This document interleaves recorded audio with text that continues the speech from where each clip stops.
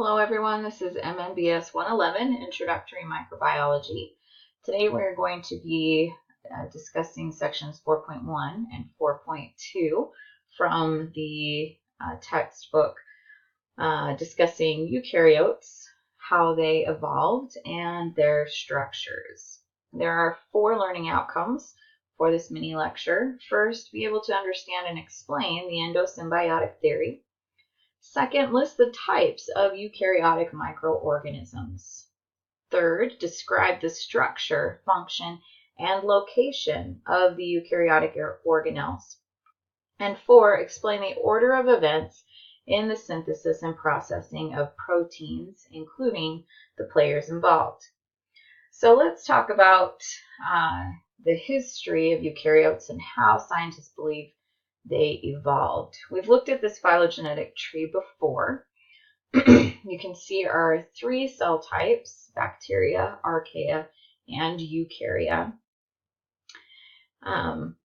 Scientists believe, based on DNA and fossil evidence, that the first eukaryotic cells appeared approximately 2 to 3 billion years ago.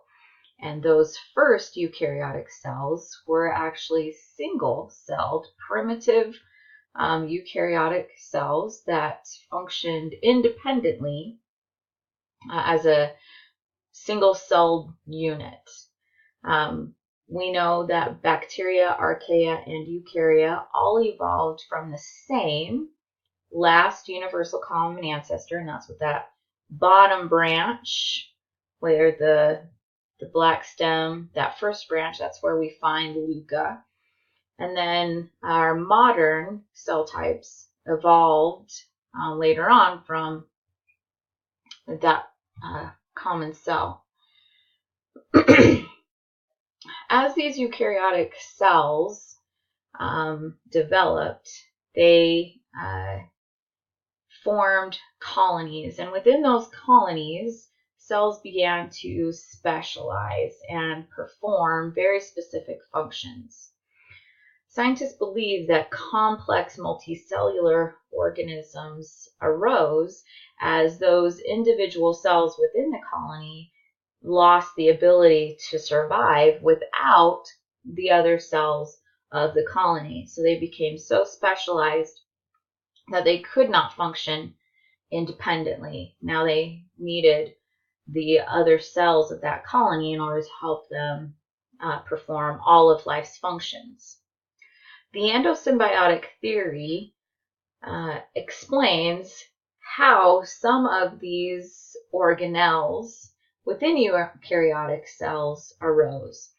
And one of the first things that scientists feel happened was that the plasma membrane folded in on itself in different ways, and those foldings eventually developed the nuclear membrane and the endoplasmic reticulum.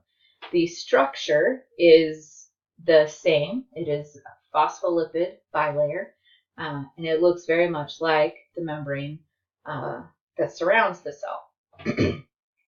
After these organelles developed from the folding of the membrane, the first endosymbiotic event occurred, and that was the engulfing or phagocytizing of an aerobic bacterium. And this bacterium was not broken down when it was engulfed in the cell.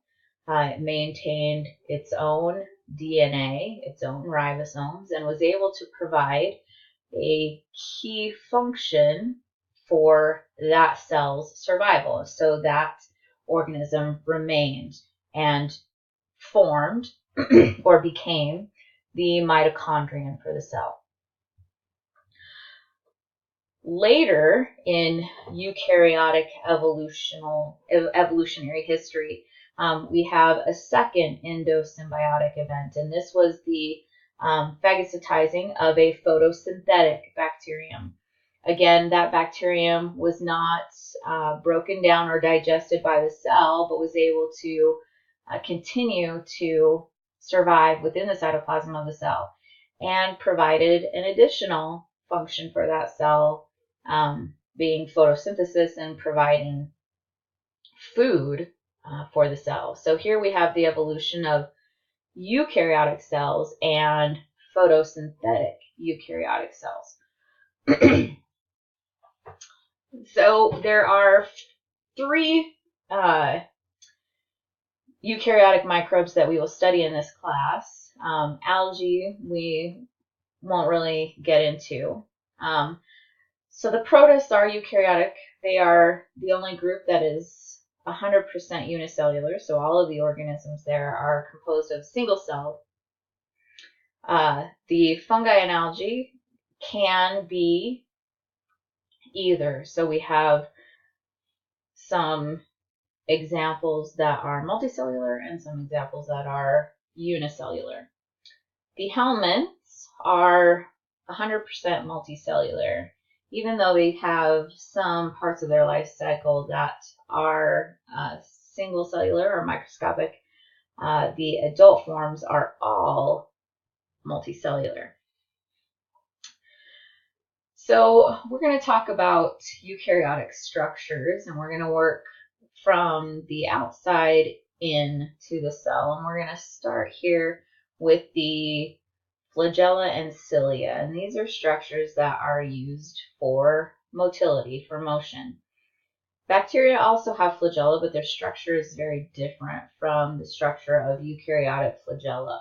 The flagella in eukaryotes is much more complex. It is about 10 times larger, thicker than that of the bacterium.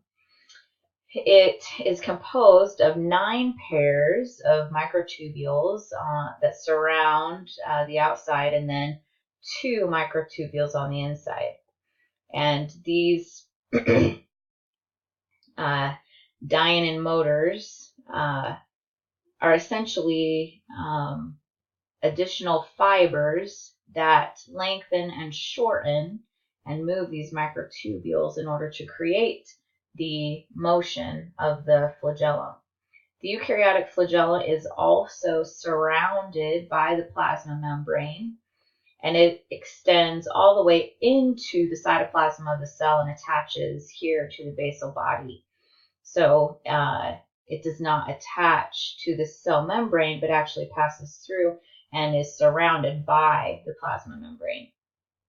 Cilia have a very similar structure as flagella.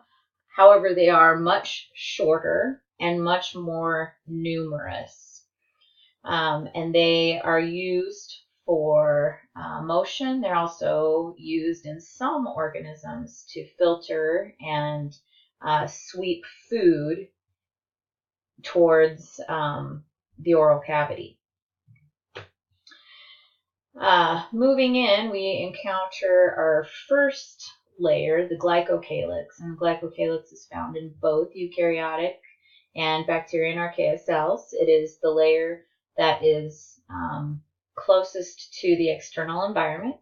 It's composed of polysaccharides, and it provides the cell with some protection from the external environment. It also is a means to adhere to surfaces. So the glycocalyx can give rise to a capsule or slime layer depending on its composition.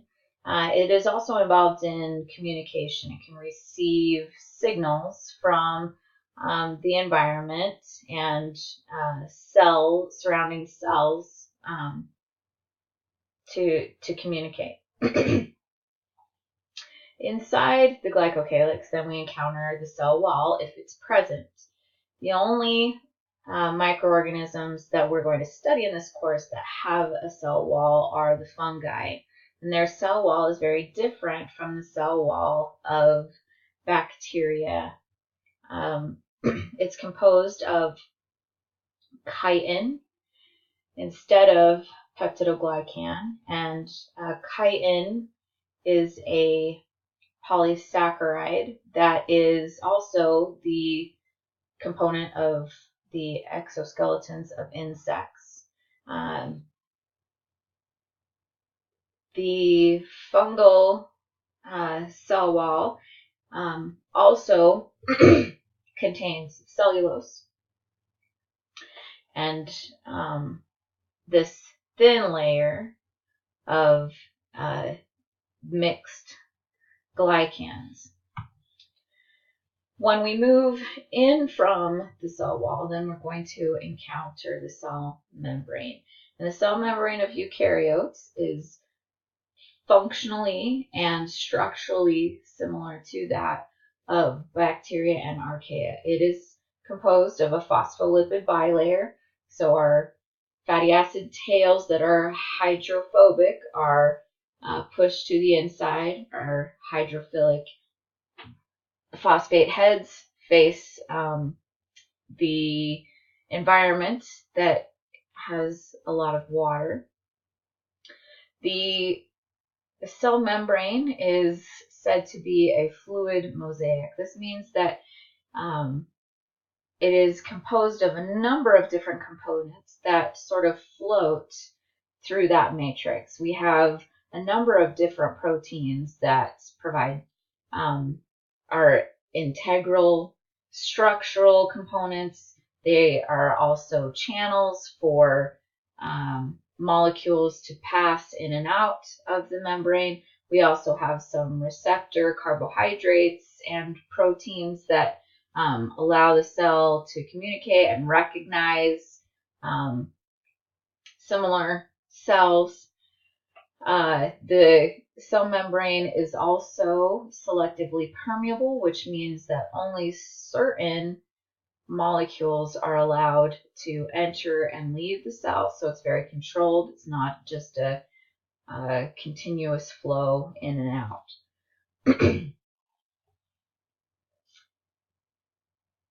The first structure that we encounter as we move into the cell, and not really the first structure, but the largest structure that we're going to encounter within the cell, is the nucleus. And the nucleus is surrounded by a membrane. This membrane, as I said before, is very similar to the plasma membrane. It is a bilipid or a lipid bilayer. It also has a number of small pores or perforations, and those nuclear pores allow certain macromolecules as well as messenger RNA to move into and out of the nucleus. The chromatin is the very stringy form of DNA that is also found in the nucleus. And then this sort of reddish looking spot within the nucleus is the nucleolus. And this is where RNA is formed. It is also where ribosomes are synthesized. And it is found within the nucleus. This is where we're going to pause our mini lecture, and in part 2 we will continue talking about some of the other structures that we find within the cytoplasm of eukaryotic cells.